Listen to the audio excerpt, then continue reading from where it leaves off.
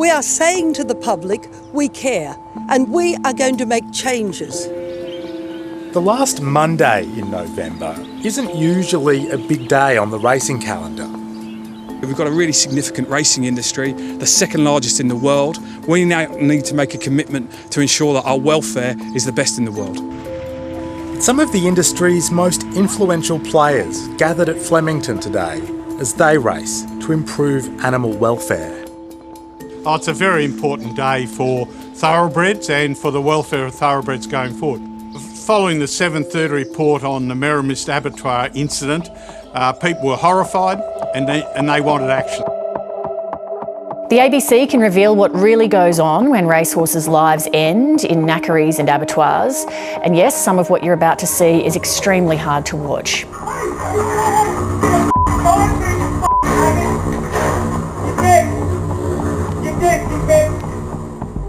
That story in 2019 revealed hundreds of former racehorses from all over the country that ended up at Queensland's Merrimist abattoir. That was despite racing industry assurances that less than 1% of thoroughbreds were meeting that fate. The footage shocked the public and the racing industry. To see thoroughbreds to get shoved through there and to get hit with pipe and to get electrocuted, it was just not something that should ever be done. It was horrifying to watch. As a small-time owner, it made me feel ashamed. And not to have known is not good enough. Breeders, jockeys and trainers have now united to push for improved standards. Today, they released a blueprint for change. Their report calls for a new body, Thoroughbred Welfare Australia, a system to trace thoroughbreds for life, a framework to find new homes for racehorses, and a pause on their slaughter at abattoirs, along with improved animal welfare at knackeries. There's no doubt the biggest challenge for our racing and breeding industry is the long-term welfare of thoroughbreds.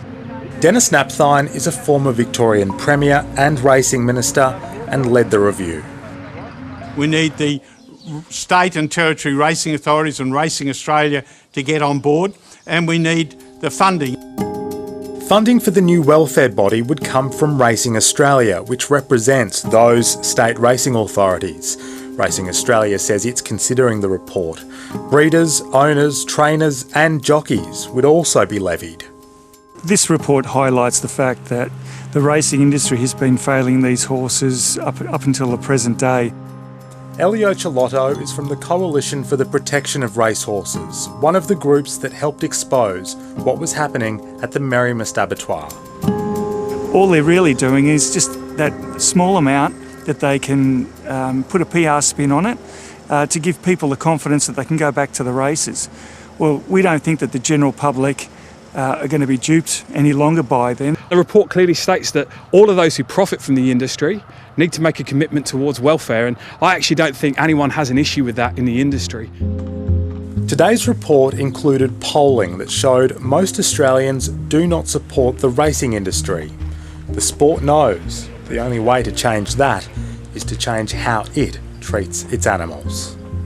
The racing industry is a multi-billion-dollar industry employing 80,000 people.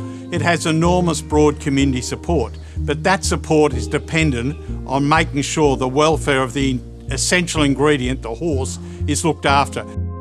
The public want good welfare outcomes for those horses.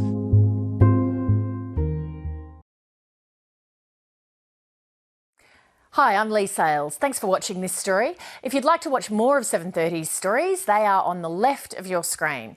And tap on the button below to subscribe and get the latest from ABC News.